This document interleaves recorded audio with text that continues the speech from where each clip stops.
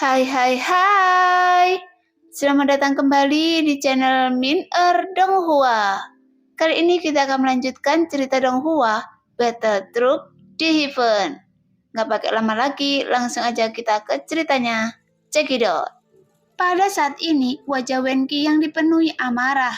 Namun saat formasi pertahanan hancur, itu juga masih memberi Wenki yang kesempatan untuk melarikan diri. Oleh karena itu, sosoknya mundur dengan cepat dan ekspresi ketakutan di wajahnya. Kemudian dia memandang Ningyo yang ingin membunuhnya saat ini.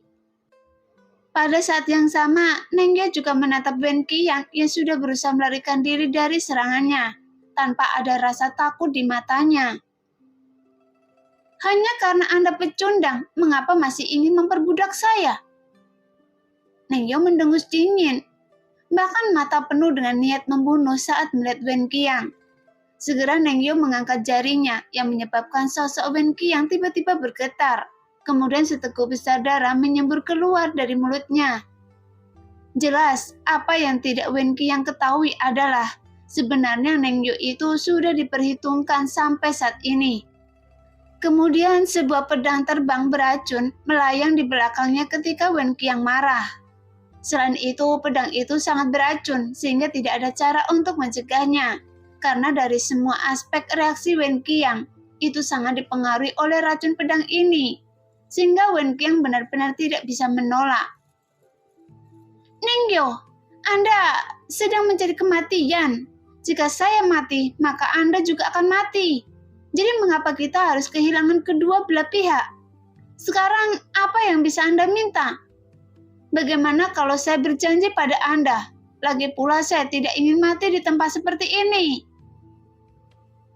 Kata Wen Qiang dengan ekspresi suram di wajahnya. Pasalnya, meskipun dia juga sangat ketakutan karena aura kematian telah menyelimuti dirinya. Saat ini matanya terlihat memerah, seolah-olah dia sepertinya hendak menangis. Sebelumnya dia tidak takut mati karena memang sangat sulit untuk berlatih sampai sekarang. Bahkan untuk dapat menerobos keabadian kaisar, dia harus mengandalkan darah para jenius yang tak terhitung jumlahnya untuk mencapai titik ini. Tapi melihat dirinya sekarang yang menjadi lebih kuat. Namun dia akan mati di tangan orang gila ini. Sebelumnya berpikir dengan kekuatan tanda Buddha. Hampir mustahil untuk memberontak untuk membunuhnya, karena jika dia mati, Ningyo juga akan binasa. Lagi pula tidak ada seorang pun yang rela mengorbankan nyawanya sendiri. Jadi Wen Qiang tidak dapat memahaminya apapun yang terjadi. Mengapa Ningyo tiba-tiba memberontak? Bagaimanapun dia selalu menjadi yang utama. Setidaknya Wen Qiang tidak menyinggung Ningyo dalam perjalanan ini. Namun saat ini, dia tiba-tiba mengambil tindakan untuk membunuhnya. Memikirkan hal ini, Wen Qiang memuntahkan seteguk darah hijau lagi. Bahkan darahnya yang keluar sekarang semuanya tampaknya sangat korosif, yang menunjukkan setelah Wen Qiang diracun, sekarang keracunannya bahkan lebih dalam. Sehingga sosok Wen Qiang menjadi sangat pucat. Namun, meskipun suhu tubuhnya meningkat dengan cepat, hanya saja Wen Qiang merasa bahwa seluruh tubuhnya terasa sangat dingin. Seolah-olah dia telah jatuh ke dalam gua es berusia 1000 tahun. Tolong saya, Ningyo, saya berjanji kepada Anda. Setelah perjalanan ini, saya akan menemukan cara untuk menghilangkan tanda Buddha untuk Anda. Jadi mengapa repot-repot? Jika saya mati, maka Anda juga akan mati. Kata Wen Qiang sambil menggelengkan kepalanya, karena vitalitas dalam dirinya dengan cepat menghilang. Mendengar itu, sosok Ningyo bergerak dan langsung menyapu ke depan Wen Qiang. Tiba-tiba dia mengangkat tangannya dan langsung meraih leher Wen Qiang. Kalian adalah orang-orang pengkhianat, jadi pergilah ke neraka. Ningyo sambil mendengus dingin. Jelas dia sudah bertekad untuk membunuhnya, jadi kelima jarinya mencengkeram leher Wen Qiang dengan kuat. Kemudian terdengar suara klik dari leher Wen Qiang. Hanya saja saat Wen Qiang berada di saat-saat terakhir hidupnya, dia juga mengaktifkan tanda Buddha di leher Ningyo. Jelas dia juga ingin membunuh Ningyo. Segera Ningyo kesakitan dan segera merasakan panas yang membakar dari lehernya. dan itu juga membuat aura di tubuhnya menjadi tak terkendali. Karena kekuatan tanda Buddha ini juga berada di luar imajinasi Nengyo. Sekarang dengan sangat cepat, aura kekerasan terpancar dari tubuh Nengyo. Sepertinya tubuhnya akan meledak seketika. Tapi setelah beberapa tarikan nafas, Nengyo yang kesakitan menampar tanda Buddha di lehernya. Kemudian dia juga tidak berani mengabaikan pedang terbang di tangannya. Segera dia mengangkat tangannya dan langsung menebas untuk memotong leher Wen Qiang. Tidak hanya itu, pedangnya juga tidak berhenti dan terus memotong tubuh Wen Qiang menjadi beberapa bagian. Tapi itu juga masih belum cukup, karena untuk membunuh seorang yang berada di keabadian kaisar, Nengyo juga mengetahui hal ini dengan sangat baik. Dia harus menghancurkan tubuh Wen Qiang sepenuhnya. Oleh karena itu, Nengyo mengangkat tangannya lagi. Kemudian dia melambai sebotol racun hitam dan langsung ditaburkan ke tubuh Wen Qiang yang telah dia potong-potong. Segera sebuah racun hitam muncul dalam asap hitam. Hanya saja racun ini jauh lebih kuat dari sebelumnya. Karena daging dan darah dipotong-potong tubuh Wen Qiang itu seolah-olah tersulut api hitam. Sehingga racun itu langsung merusak daging dan darah Wen Qiang seketika. Pada saat yang sama, jiwa Wen Qiang juga segera tercabut dari daging dan darahnya yang membuat jiwa Wen Qiang tiba-tiba menjerit melengking. Bagaimanapun dia masih memiliki keinginan kuat untuk bertahan hidup. Melihat pemandangan itu, beberapa budak dewa lainnya juga tidak berani mendekat karena mereka juga telah diracuni. Hanya saja racun itu tidak lebih kuat daripada racun di tubuh Wen Qiang. Jadi mereka tidak mampu menolak sama sekali. Namun saat Wen Qiang benar-benar dibunuh oleh Nengyo, semuanya juga tampak berwajah pucat. Bagaimanapun jika Wen Qiang terbunuh, maka semua tanda budak di leher mereka juga akan diaktifkan.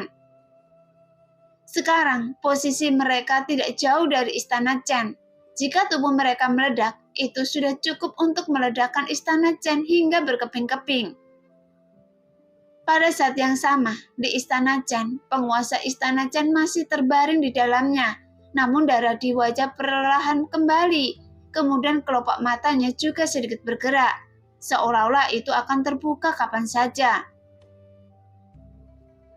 Sekarang aura kegelisahan di tubuh Nengyo juga menjadi semakin intens. Tapi dia masih mencoba yang terbaik untuk menekan kehancuran dirinya. Namun Nengyo juga menyadari bahwa kekuatan tanda Buddha ini memang mustahil untuk ditekan.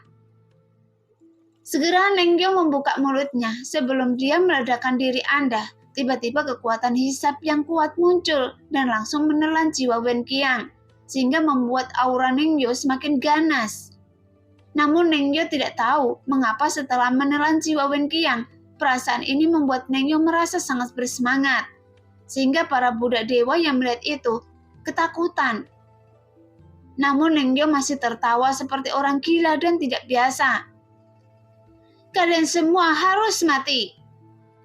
Nengyo berteriak dengan keras karena sebelum tubuhnya meledakkan diri membunuh orang, tampaknya memberinya kesenangan yang belum pernah terjadi sebelumnya.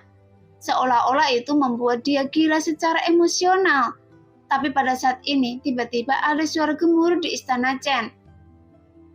Bajingan mana yang berani membuat keributan di istana Chen saya? Segera sebuah sosok keluar dari istana Chen. Sosok ini adalah penguasa istana Chen yang telah dibangkitkan kembali dan sekarang dia tampak berdiri dengan bangga.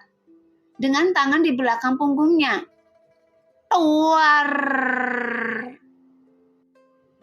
Di antara beberapa budak dewa selain Nengyo, Nengyo adalah orang pertama yang tidak bisa bertahan. Tiba-tiba dia meledak dengan keras. Bahkan kekuatan penghancuran diri dari makhluk abadi itu sepertinya sudah cukup untuk menghancurkan dunia.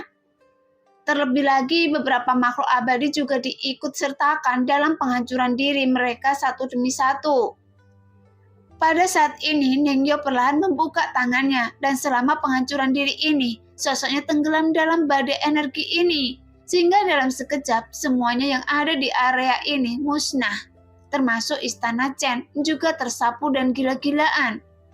Adapun penguasa istana Chen, dia tidak tahu apa yang terjadi. Lagi pula dia baru saja dibangkitkan. Bahkan dia tidak punya waktu untuk marah. Tapi di bawah dampak ledakan dari beberapa makhluk abadi, dia sudah tidak memiliki kehidupan yang tersisa sama sekali.